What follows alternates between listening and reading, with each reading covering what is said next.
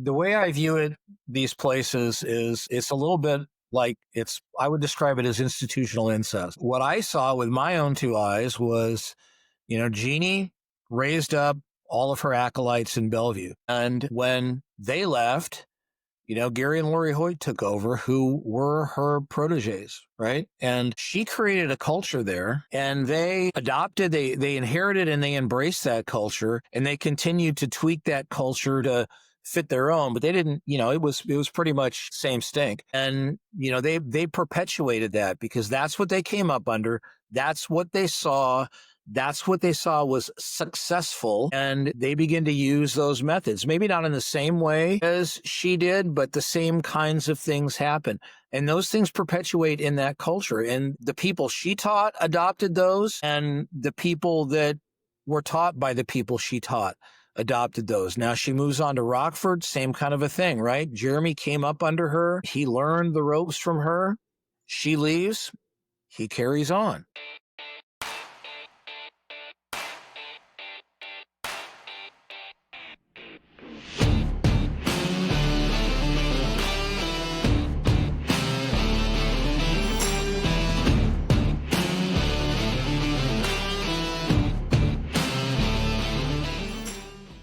Hey everybody, Mike Donahue here with Brian May.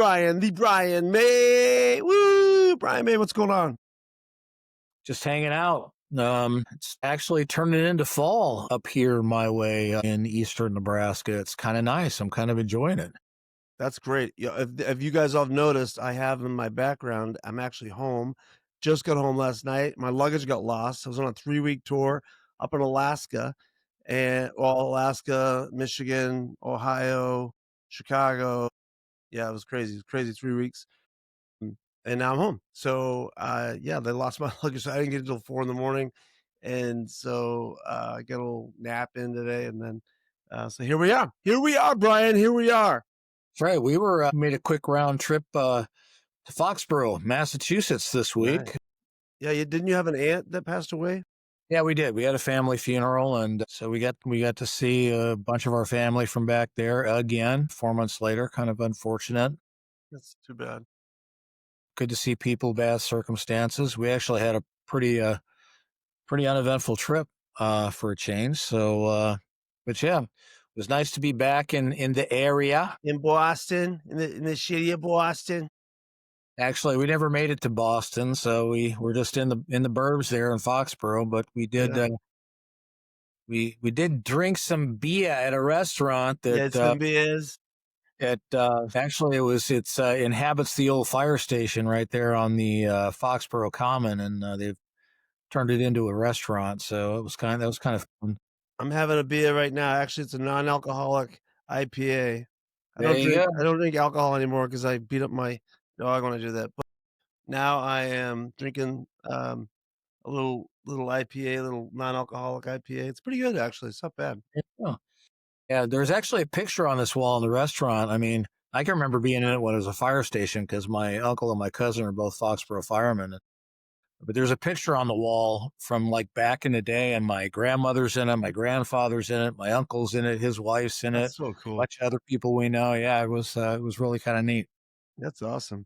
Well, That's right. I was up in Alaska, and I want to before we get into our stuff today, I wanted to mention that. So once in a while, kids will give you stuff. There's a place I go up there. I go up to Prince of Wales Island every year. I'm on a 5-year, twice a year grant that I go up. And so a lot of the kids know me now. This is like the 4th year of this thing.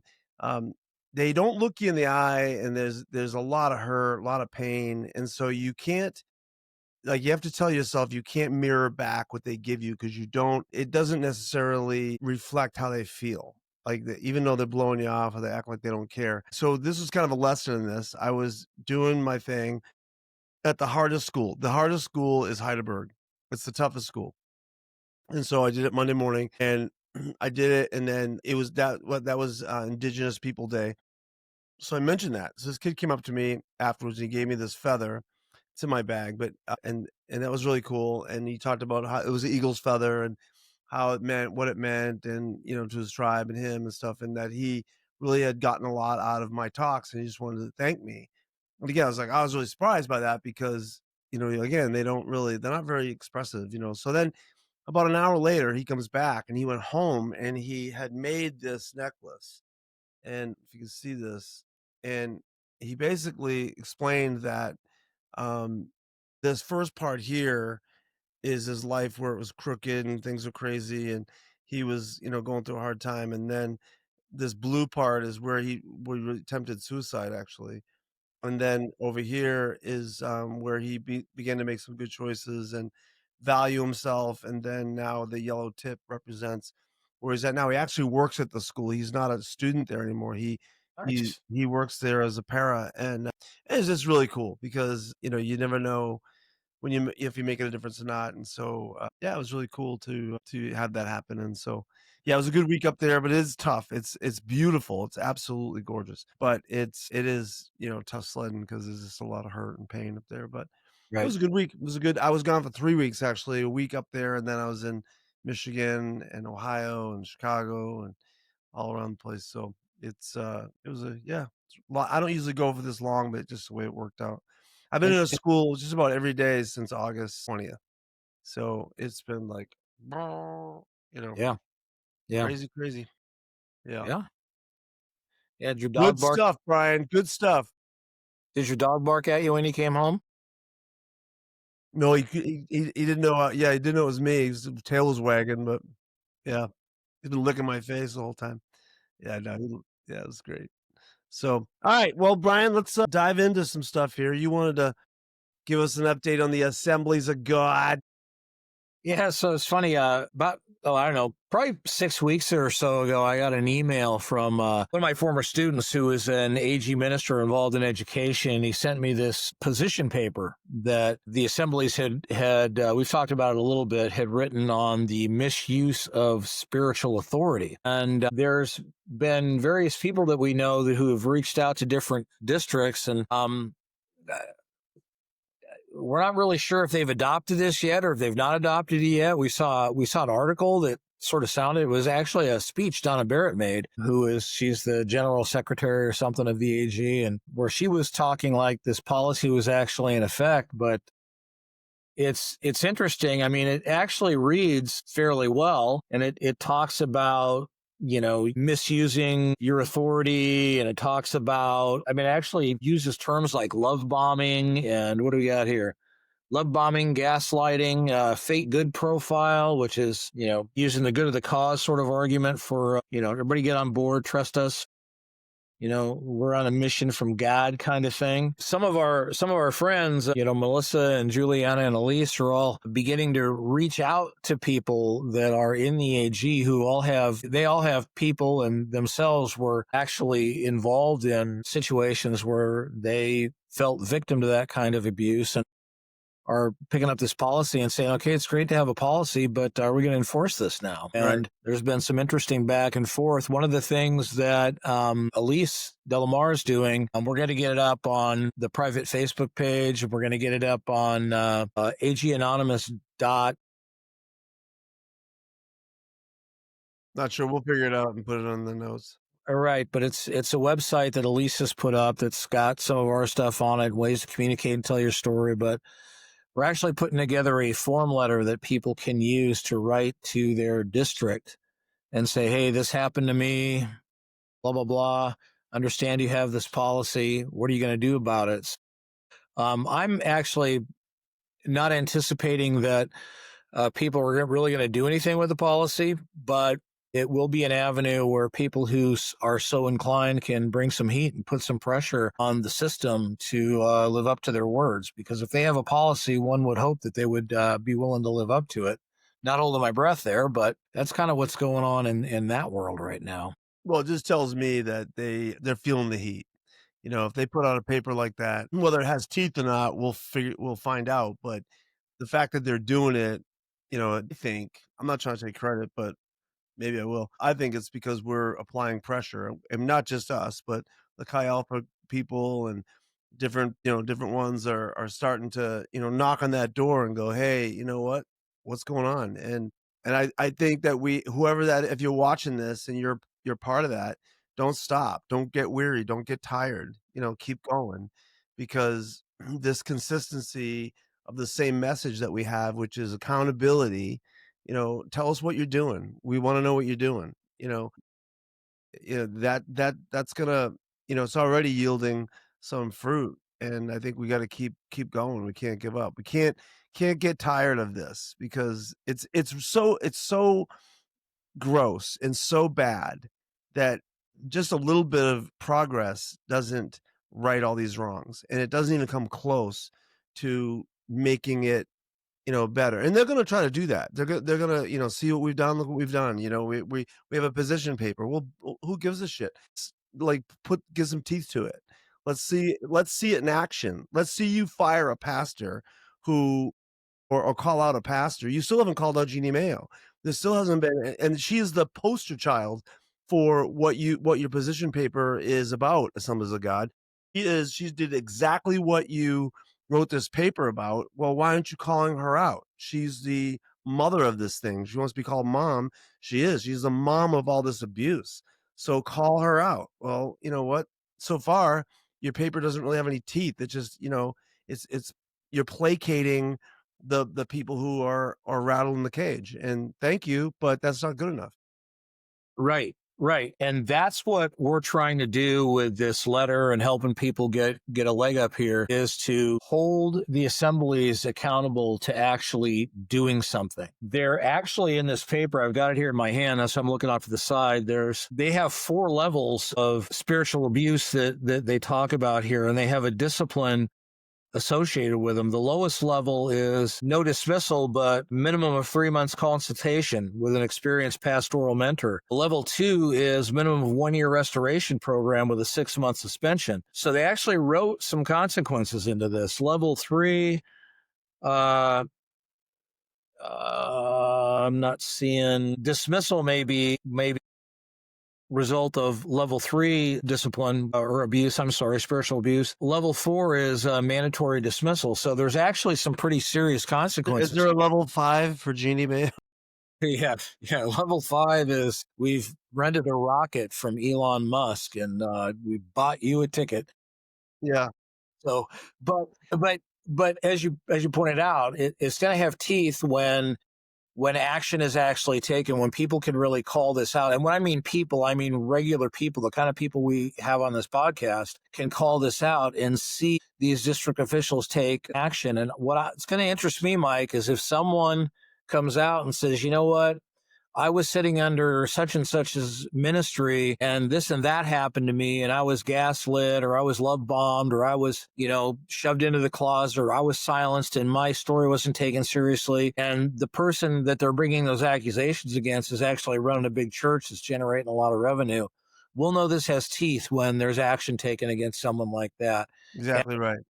Call me a cynic, but, I'm thinking if you get 400 or 500 pastors from decent sized churches in a room, you could hardly swing a dead cat without hitting somebody who's, got some culpability by this, by this measure. So we'll see what happens. Yeah. Good luck with that.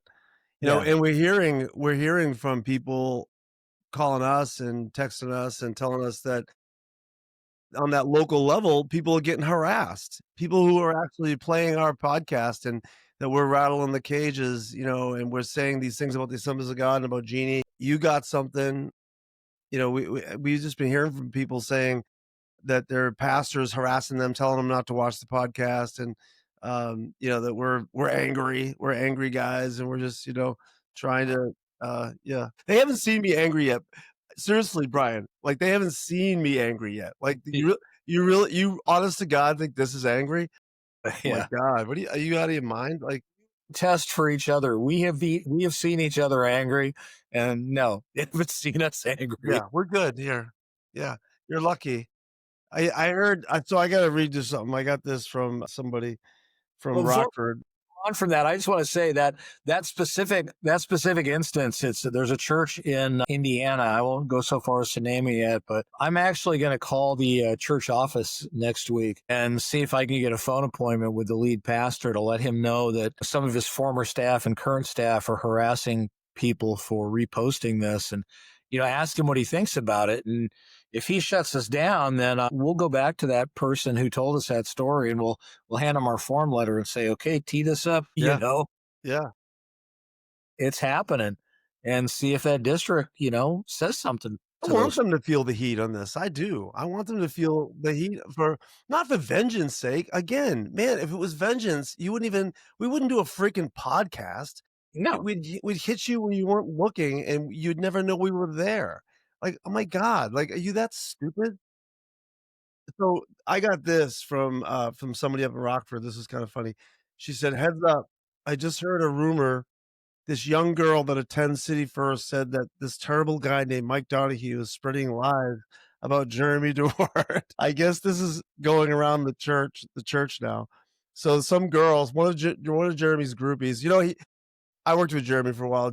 Always got like about 10 or 15 little 20-year-old girls that think he's Jesus. And so it's probably one of his little groupies that's mad at me because I'm hurting Jeremy Dewar. So yeah, sudden lies. Okay, so if you're watching this, sweetheart, you can come on the podcast anytime and talk to me about the lies I'm spreading about Jeremy Dewar. Tell me, show me the lies. Show me if they're lies, then I should get in trouble for that because that's slander. But show me the lies and Yeah. we'll correct those lies on. Otherwise, put your poster Jeremy up on your wall and you can worship it. And, Yeah. you Yeah. know, Yeah, we so would love stupid. you. Maybe you could bring your whole clan on here, or Yeah, anyone who wants to contend with, what make not contend. That's sort of pugilistic, I guess, sort of confrontational. But anybody who wants to call out anything that they believe we've said that is wrong or mean or malicious, I mean, please, yeah, we'll give you some air. You yeah. can talk. Well, we had people on that talked about Jeremy Dewar and some of the practices of the Masters Commission while he was in charge, and that Oh, wasn't us saying that. That was somebody, one of his students and then it's been several students. Actually, there's like several podcasts that have accused that program specifically of being, all the things the Assemblies of God mentioned, the gaslighting, the love bombing, and there's it's several accusations of different right. spiritual abuses that have gone on up at there. And I know all those people, and none of that surprises me. None of that surprises me. I'm not sitting back going, "Oh my God, not Rockford." Of course it's in their DNA. It's Jeannie. They don't have the guts, Brian, to go against her. They don't understand the ramifications and the spiritual ramifications and the strongholds that abuse brought Yeah. on to that community. I'm gonna Right. say that Yeah. those strongholds are more than just somebody's personality. There's some spiritual strongholds, and I'm not an expert on this, but I'd spent some time up there. There's some spiritual strongholds that are part of that spiritual community, that community in Rockford, that church. And unless you call that stuff out and you come against that, you come against the spiritual ramifications of it, it's going to reproduce itself.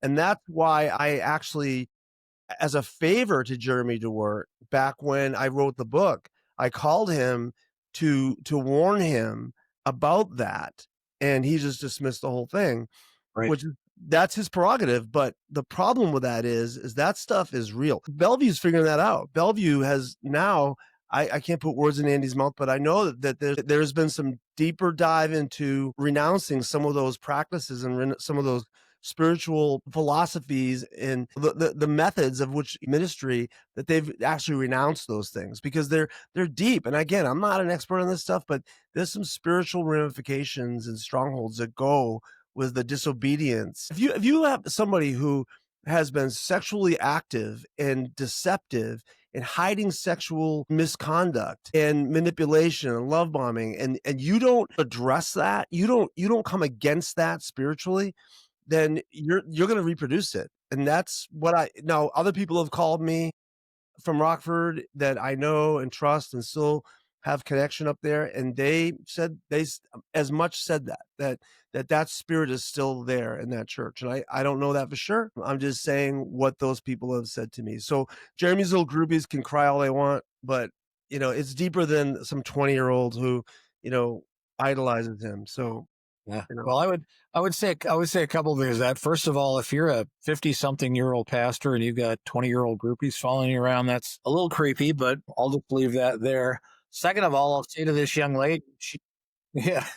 Well, if she hears this, go listen to Elise Delamar or Amber Viola's podcast. And Elise wasn't, directly at Rockford, but the same kinds of things. Those are the same kind of things that are having people do. Amber, same thing. There's other podcasts out there that talk specifically about Rockford Masters and some of the things that people went through. Go listen and And I decide for want your. to say this: if they listen, if they just come clean and say, "Yeah, you know what? We probably did some of these things that were not good because it was part of our DNA, and we've come against them now. We're not going to do those things anymore. We see that those things were sinful and wrong." And then, okay, I'll be the first one to say, "Way to go, Jeremy." I mean, that's great. I gave him that chance, Brian. That's why I called him. I could care less about Rockford, Illinois. I'm not. I mean, I got some friends up there, but they're bright enough to figure out what's going on. They've either left or they're trying to work from within and change it. Good luck. But I don't really care. Personally, I don't have a dog in the hunt. I could care less about that place. I thought Jeremy and I were friends because we've had some connection through the years. But when I went to give him that information, oh, he completely rejected it. And I was kind of shocked. To be honest with you, I didn't expect that. I thought he would, because I really respected him as a man of God. And I thought truth trumped method, but apparently, in my opinion, it doesn't, or at least that's what it looks like. So, No. The second thing I'll say about all of that is that the way I view it, these places is it's a little bit like I would describe it as institutional incest. And what I mean by that is what I saw with my own two eyes was, Jeannie raised up all of her acolytes in Bellevue. And when they left, Gary and Lori Hoyt took over, who were her proteges, right? And she created a culture there, and they adopted, they inherited, and they embraced that culture, and they continued to tweak that culture to fit their own, but they didn't, it was pretty much same stink. And they perpetuated that because that's what they came up under. That's what they saw. That's what they saw was successful, and they begin to use those methods. Maybe not in the same way as she did, but the same kinds of things happen. And those things perpetuate in that culture. And the people she taught adopted those, and the people that were taught by the people she taught adopted those. Now she moves on to Rockford, same kind of a thing, right? Jeremy came up under her. He learned the ropes from her. She leaves. He carries on. We had Jordan on the podcast, and he talked about how he was raised up as I think an 18-year-old kid under her for 20 years, where he was enculturated in that way.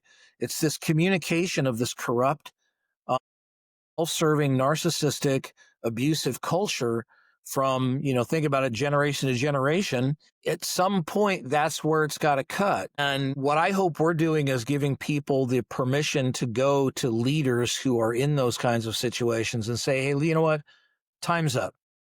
Time's up. Just like you did to Jeremy. Say, hey, look, this is the way it is. I know that Andy at Bellevue, I mean, Cheryl and I had lunch with him a couple times, and I talked to him quite a bit about all of this. And I believe he took seriously the things we were saying. We weren't telling him what to do or anything, but to your point, I believe that they're making changes, and they're realizing that there are cultural flaws there that he inherited. And I think they're making a good faith effort to change those things. yeah, and the church is doing well. I mean, it's healthy from what I understand. I haven't been there, but I know people that do go there, and people are saying that there's a healthier, environment and culture there. And I think that's, and I know Andy really well, and Michelle, and they're good people. They're really good people. And I think that if they realize, if they're coming to the realization that there has been some, strongholds of manipulation, lying, and I really do believe they want that out because it comes at a cost. I mean, you're going to have people there that are part of that culture that have positions, that have leadership positions and power, And you have to be willing to face those people. You have to be willing to say, no, enough is enough, and you have to leave, or you have to change your ways. And if you're not willing to do that, they're gonna stay and they're going to be problematic for you. You know, Brian, going back to the Hoyts, I really thought we wouldn't have taken that job there, because I went there 10 years after the Mayos had left. So Gary had been there for 10 years, and then they hired us to come on to be the youth pastors there. And I would not, I remember sitting, I remember exactly where we were, sitting with Gary and Lori and talking to them about what we experienced with Jeannie and how we were coming, the lights were coming on and we were seeing how corrupt she was. And I remember Lori actually crying like with us. And we really believed that they had seen the light, that they had turned away from that philosophy, only to find out that they were doing the same stuff. If they want to challenge me on that, let's just talk about your son for a minute, right? I mean, let's just talk about the cover up that went there, and then, or shut up, because if you do come at me and you want to challenge me on that, I'm opening up the whole box. So, and if I open up the whole box, you're gonna have problems. So, but that's a truth, Brian. Like that was deceptive. That was incredibly deceptive, because they lured us in with this idea that no, we know that she was corrupt and da da da. And then they had her back. They had her come speak. They posted stuff on her Facebook page, basically endorsing her after they told me that they knew she was corrupt. So the whole thing just stinks. And if you want to challenge me, come on, like do it. Yeah. Yeah. I remember when the change.org thing came out, and it was clear that, the curtain had been pulled back and people saw the kinds of things that were happening in that ministry, well documented. It was hard to get anybody at Bellevue to take a stand on that. They weren't gonna say, yeah, we're with the victims, but they weren't, and nor were they going to say, oh no, we're 100% for her. They took the coward's way out as far as I'm concerned, and they just went silent. They tried to stay in the middle of the road and undercover. And when you do that in a situation like that, you're voting 100% for the perp. I mean, in my opinion. And it just shows it just shows that there are very strong bonds, maybe not to the person, but there's very strong connections to that culture, because again, it's about success, right? It's about growth. It's about getting people to do what you want them to do and be the way you want them to be. And those manipulative methods do that. And it's about guarding your reputation and making sure that you have the right image and putting up the right persona. I've said this before on the podcast, but persona comes from a Greek word for mask. It's wearing the right mask. And all of that is so important in that corrupt and bent and twisted culture that's what happens. That's what gets transmitted from generation to generation, if you will. And that's what happens that perpetuates the corruption and causes people to continue to get hurt. Right. Gary and Lori are on staff at a church out in the Bay Area now. Elise, our friend Elise, she was either went to or she did the wedding, and I haven't heard yet if she ran into them. But that would be interesting. We won't get into that right here, but small world, Brian. It is a small world. It's a small world, man. We're like cockroaches. Turn on the light. Well, yeah. And I want to say one more thing. I think that, I got a call today from somebody who was on staff with Rick Lormer, and it's the same thing. Like unless you and I gave Rick a chance to renounce, her and renounce and I want to emphasize again, spiritual stronghold that happens and the deception that happens when you allow sin, when you allow it, right? I mean, everybody sins, but when you keep it going and you don't repent for it, you don't acknowledge that it's sin, you somehow manipulate people to think that this is, everyday practice, or this is okay in the eyes of God. How I don't understand how you can molest a child. Jeannie allegedly had sex with a 16-year-old, and then be able to justify that somehow, that's okay. And maybe because it's so prevalent, and that's another shocker. If somebody would ask me the question, what has shocked you over the last couple of years since you guys have been doing this, I would say the sheer prevalence of all this stuff, the amount of, I thought it was a one-off here and there type of thing, but it's so prevalent. And I think that's what I think they all just justify it. They're like, since it just rolls down the hill, since so and so did it and he got away with it, blah blah blah. And that's what's happening now, Brian, where people aren't getting away with it anymore. And we can't stop, Brian. We can't stop calling this stuff out because it's not good enough just to, get a little movement going. We have got to see this to the end and be able to call out this stuff, and not, again, not vengeance,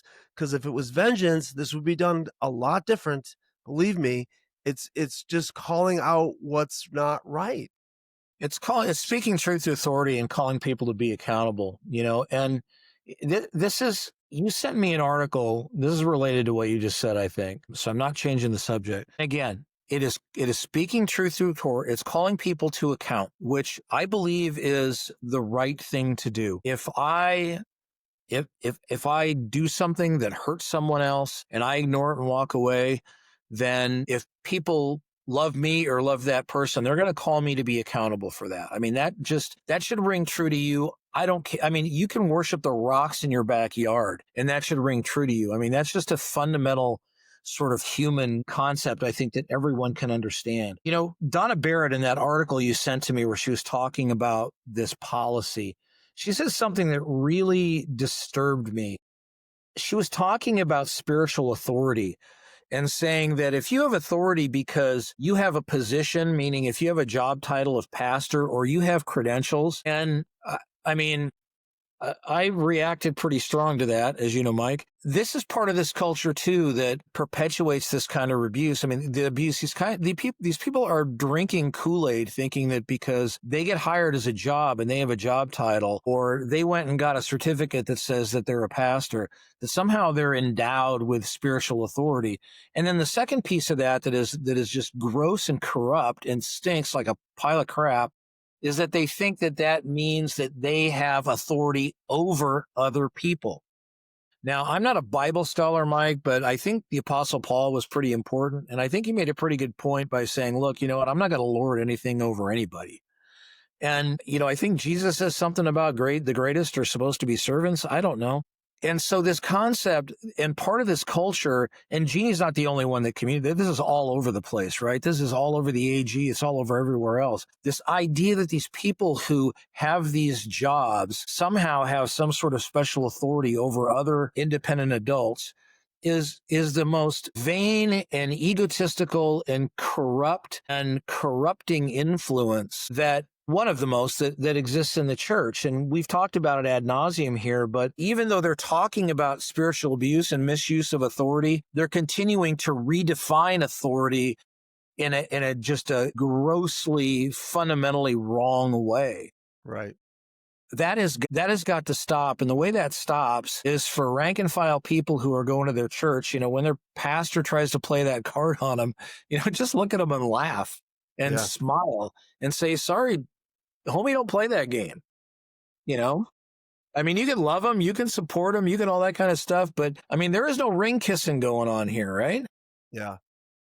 Yeah. That's something we've talked about a lot, but it still goes on. And I think it's a two-parter. I think we can talk about the pastors, which is totally 100% right that we do that. But then people get lazy, Brian. They want that. You know what I mean? We've conditioned them to believe that, somebody needs to, have the word of God for us, the word for us. And, I just, I honestly think, you know, being a pastor means that you're leading people it's the 4 guys on the roof lowering the guy down. I always say this, but that's the job of a friend that wants to get people help, right? I Get them in guess front of Jesus, get them in front of him. He's got the answers. He knows what he's doing. I don't know what to do. You know what I mean? I mean, I'm not gonna sit here and tell you I know what to do with your life. I don't. So I'm gonna cut a hole in the roof. I'm going to take the obstacles away. I'm going to put you in front of Jesus and then peace out. I'm getting out of there. I mean, that's what I think our job is. So it's not to tell you what Jesus said. He's capable of talking, and that's what he wants. So Yeah. Well, and we talked last week about some characteristics of a cult. We talked about the bite model, but really that's what this discussion is all about: is what's the culture like, right? What's the culture? Is it healthy? Is it giving? Is it humble? Or is there something else going on here? And that's what we've seen.